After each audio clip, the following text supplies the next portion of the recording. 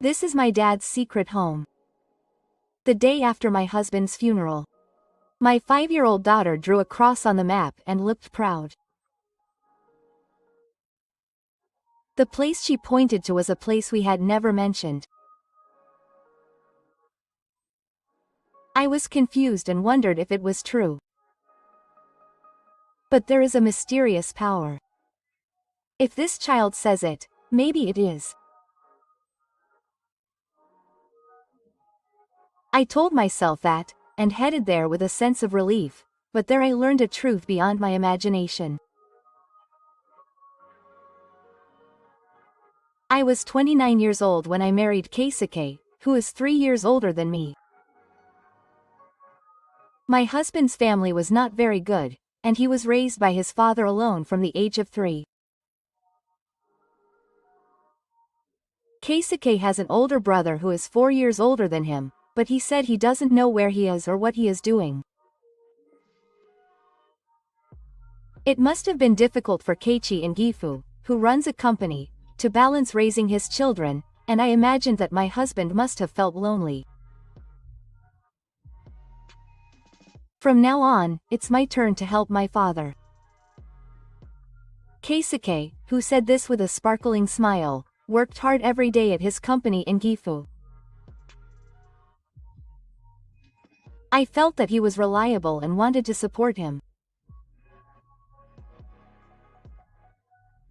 The year after our wedding, our daughter Miyu was born, and we were full of happiness. However, when our daughter was 3 years old, Gifu suddenly fell ill and quietly passed away. After that, my husband took over the family business, and a big change came to our home, which had been peaceful until then. From the day after the funeral, Keisuke's expression was filled with responsibility and beast pressure. There were many full cub employees at the company that Gifu had continued to protect, and some people looked down on my husband as a young figure. Even so, he did not complain, and worked late every day, showing his tired face to his daughter at home. "You're not pushing yourself too hard, are you? You've had a little rest. Thank you. But you have to protect the things that your father treasured." Saying this, Keisuke rubbed his sleepy eyes and worked hard at the work he brought home every day. I truly respected my husband and wanted to support him with all my might. However, from that time on, Keisuke's behavior began to change little by little. On holidays, my husband would finish his breakfast and say he was just going out, and would wander off.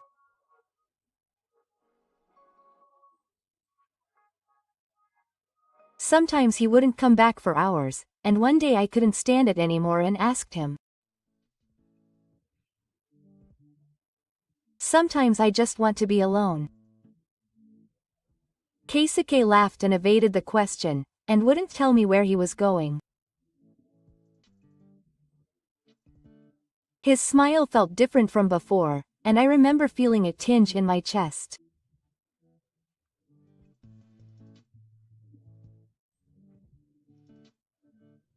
Until then, on holidays, my husband would go to the park with Miyu or go out with her, and he would cherish spending time with his family, but these days, he rarely said that his daughter wanted to play with him.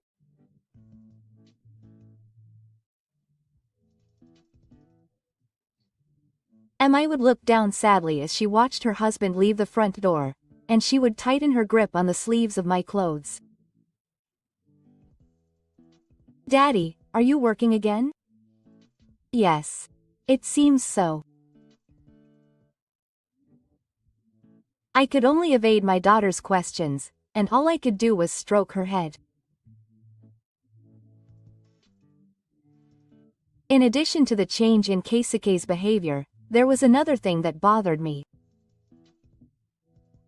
It was when I started to notice large, unfamiliar expenses in the bank book that we used as our savings. "What did you spend it on?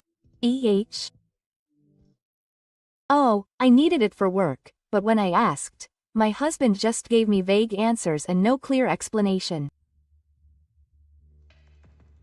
There were withdrawals of tens of thousands of yen, sometimes in the hundreds of thousands of yen, and my anxiety grew day by day. Could he be cheating? Such thoughts crossed my mind, but I tried to believe him. He was shouldering the responsibility of being the president, suffering in a place no one could see, and he didn't want to worry me, so I convinced myself that he just couldn't talk about it. Just then, it was a holiday, and my husband had gone out again in the morning, so I went shopping at the supermarket to distract myself from Miyuki. Then, shortly after I got home, the phone rang. The voice on the phone was a police officer, who told me that my husband had been in a traffic accident. My mind went blank, and I felt like the ground was crumbling, and I clutched my smartphone with trembling hands. The moment I heard the words, "crying body to the hospital," I lost my breath and couldn't speak. When I rushed to the hospital, I saw Keisuke with a pure white cloth covering his face. It had been a normal morning just a few hours ago, but I couldn't believe it, so I called my husband's name many times, but he never answered. I have almost no memory of what happened after that. After the funeral, I returned home and stared blankly at the Buddhist altar. How should I live with my daughter from now on? I had lost my emotional support, so there was no way I could find an answer, and time just passed by. The next morning, Miyu, who had woken up earlier than me, spread out a map on the floor of the living room. This was something that Keisuke had used for work before he died, and my daughter had made a big cross mark on one part of the map with her small hand and a crayon in hand. This is where Daddy's secret is, Miyu said with a smile that seemed somewhat proud. What did she mean? When I asked her, she didn't say anything more. She just pointed to the spot. Looking closely at the place marked on the map, it was a small town that our family had never visited before. At first, I thought it was just a child's fantasy, but then I remembered a certain power that Miyu had. My daughter had a mysterious ability to guess things that were impossible to know at any time. For example, when my sister, who lives far away, fell ill, she suddenly blurted out something that no one should have known. Then, she correctly guessed where my grandmother's other ring was kept, even though no one had told her. Each time, I was surprised, but somewhere deep down I felt that there might be something special about this girl. And when I saw her behavior after my husband's death, I intuitively felt that it might not be just a coincidence or a delusion.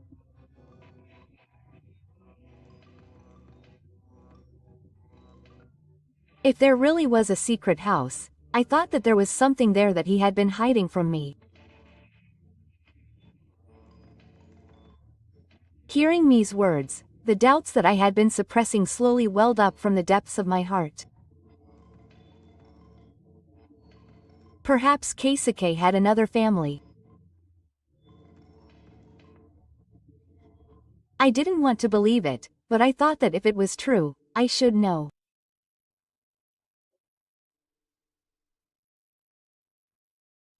I made up my mind and took my daughter to the place marked with a cross on the map.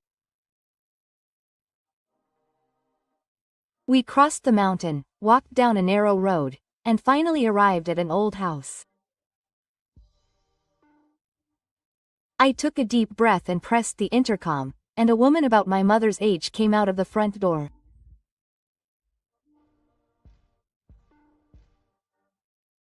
I was surprised because I had assumed it was a young woman. Then, as soon as she saw me and Emma, she looked surprised and burst into tears.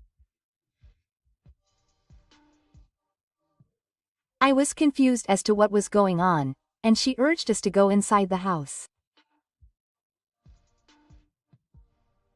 Then, the woman began to talk. You see, actually, I am.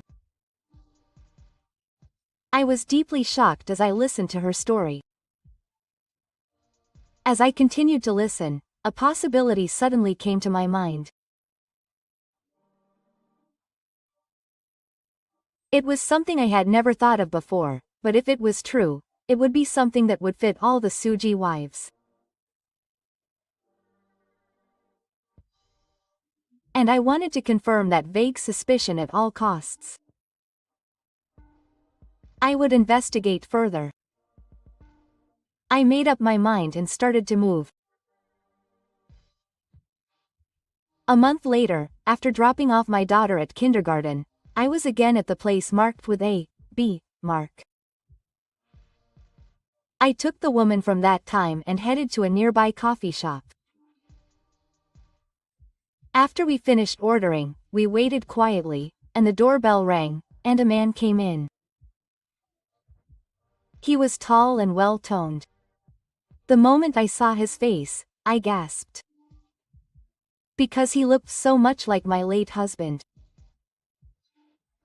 I felt my heart flutter, but I carefully chose my words and spoke. Nice to meet you. You're Keisuke's older brother, aren't you? He didn't even show any signs of replying, and just sat down in a chair without saying a word. In fact, the person who lived where Miyu had drawn the cross was Keisuke's mother, Shino-san, who had been separated from her. And the man who looked just like my husband was his brother, Shinya-san, who was 4 years older than him. After the donations were gone, Keisuke noticed an old memo paper tucked in among the documents while sorting out the miscellaneous items. It was his mother-in-law's contact information, and my husband had used that contact information to go and meet Nishino-san when he was alive.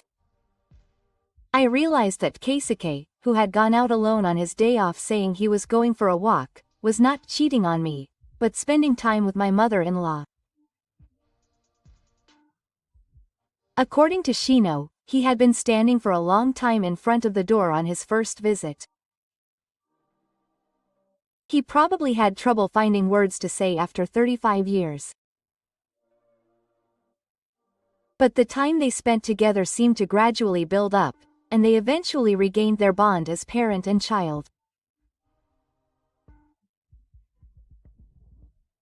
I was too embarrassed to tell you that I was missing my mother now, he said, laughing softly that day.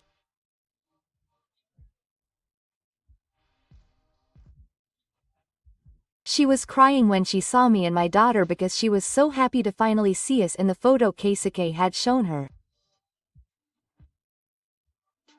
How nice it would have been if we had come to see each other together. But we really look alike.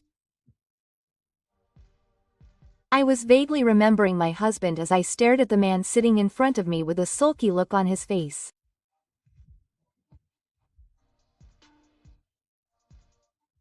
That day, I had asked my mother-in-law to call my brother because I wanted to talk to her about my husband's inheritance. And so we met at a coffee shop. If you're going to talk about money, hurry up.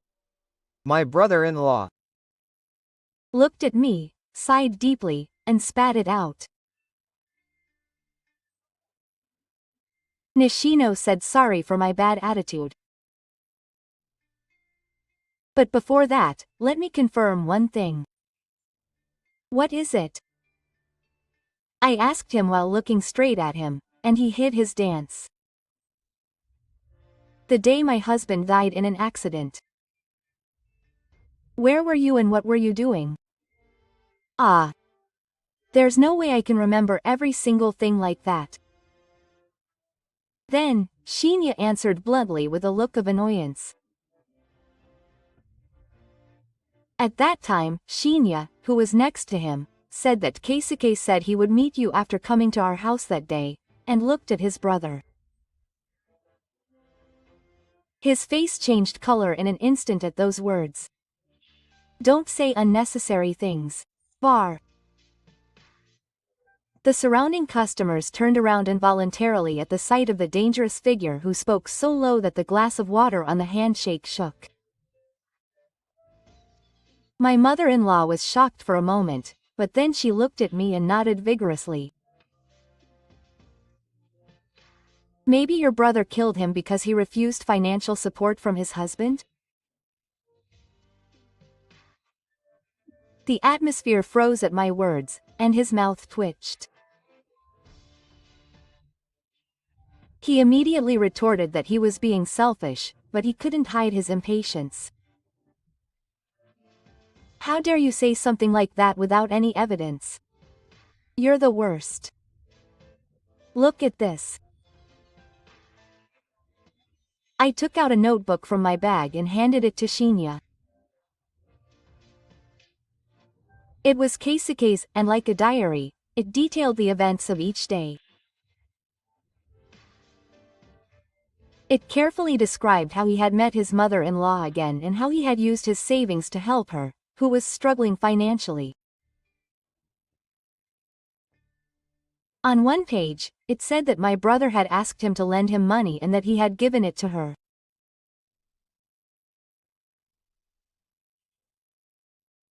This was not just once, but was written many times afterwards, and at the end it said that he had to stop.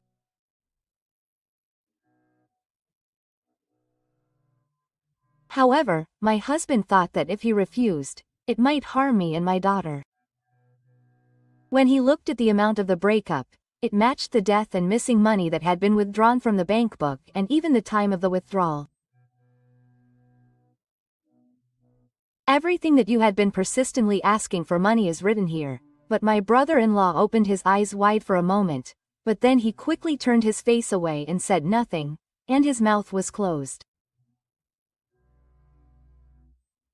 In the silence, I could see that he was trembling slightly.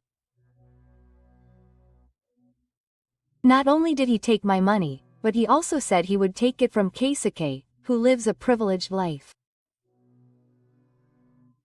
Shino's tense voice echoed in the quiet coffee shop, and at the same time, Shin's expression changed completely. Shut up.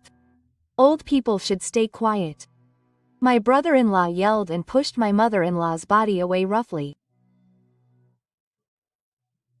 I hurriedly supported her body, which had fallen over with the chair, but that blow seemed to have answered her feelings, and Shino held her shoulder and distorted her face.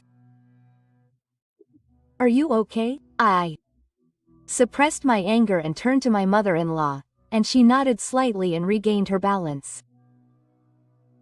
Thanks to that child, my life has become a little easier.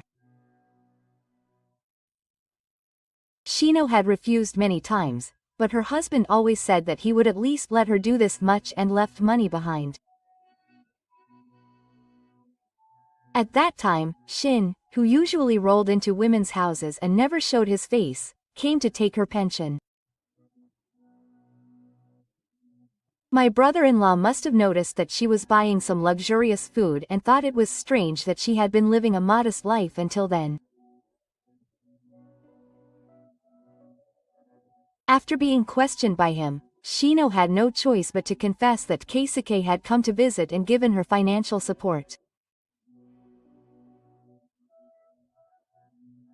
Then, Shinya grinned and muttered that if he had money, he should give it to him.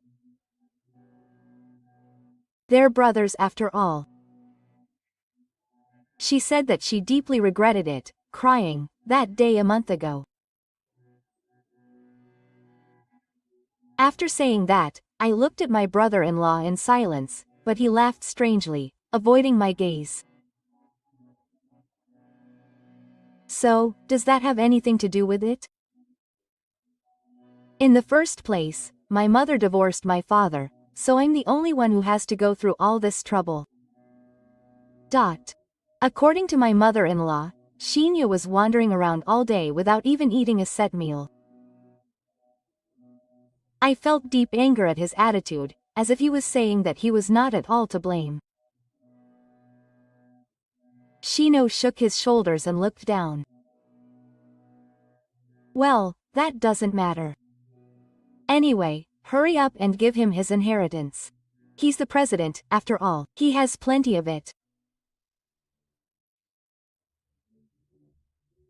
I told my brother-in-law, who was laughing, that I didn't deserve it. Then, his expression became grim. What is that? You're my brother. You're trying to deceive me, thinking that I don't know anything. Late at night, I took out the digital watch that my husband always wore from my bag and quietly placed it in front of him. Everything was recorded on it. He showed a serious look for a moment, then snorted. But the smile froze the moment I pressed a button on the watch. The audio that started to play definitely had Keisuke's voice in it, and at first I heard some small talk. After that, my husband said that he couldn't lend me any more money. I'll take good care of your mother. Instead, he told me to work hard on my own. He also said in a stern voice that if you want to work, why don't you come to our company? I'll take responsibility and teach you how to do the job. After that, my brother-in-law's voice rang out from the audio, saying, "Don't mess with me. Who do you think you are? You're the only one who's having a good time." Quote. Along with that, there was a dull thud as if something had hit something. Then, Miyu's panicked voice said, "Oh no," and the footsteps went away. But the recording wasn't over yet. A few seconds later, the presence of my brother-in-law, who must have returned, was recorded, and after a silence as if to confirm something, the sound of the car's Cuberay air spring ended with an impact sound.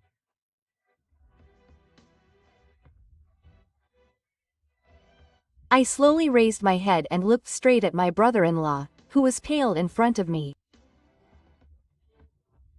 "This is proof that you made Keisuke cry, isn't it?" Miyu was trembling, speechless. In fact, since my husband became the president, he always wore a watch with an IC recorder function to record meetings and important exchanges. After I heard from Shino that he had said he was meeting with his brother-in-law, the worst possible scenario crossed my mind. I immediately looked into Keisuke's strange items again. Then, I found the fact that my husband had been shaking money since Miyu. I thought that it would be a recorder, but when I played the recording data on Keisuke's watch, I found the voice just before the accident.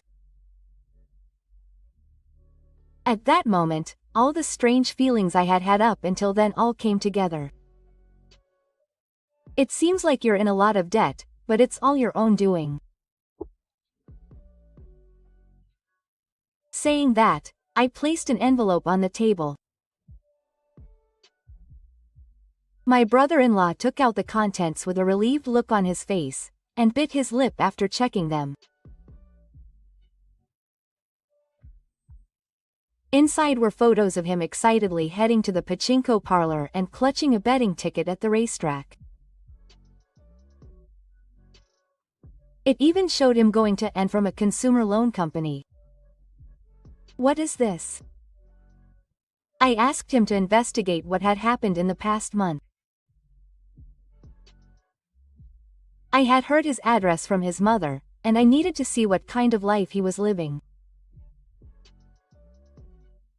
My voice was quiet at the time, but inside I was simmering with anger. Midnight, who had the photo in his hand, was silent for a while, but then he spoke as if he had given up. He thought it was unfair that only his younger brother had lived a blessed life. I'm like this because I was taken in by my mother. There's really no moon. If I had stayed with my father, the situation would have been reversed. So he told Seiho that it was natural for him to help me. That day, when he asked for more money, he was flatly refused and felt looked down upon, so he ended up fighting. My brother-in-law continued his story with his eyes downcast, as if he was remembering the situation at that time. When his younger brother hit his head on the stone and stopped moving, he thought it was dangerous and ran away. But he immediately thought that it was not good to continue like this and turned back. Late at night, he thought that if the form regained consciousness, what he had done would be revealed. It was a road with poor visibility and there was no one around, so he forced his husband's body to stand up and pushed him out onto the road.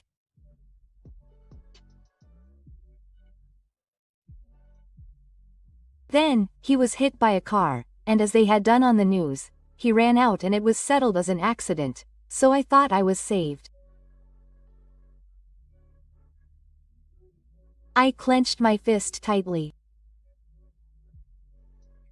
Every word that he spoke was too accident-centered and honest. You know, my husband worked hard and worked his way up to the position of president. It's just lucky that you've lived a hard life, endured hardships, and paid attention to those around you.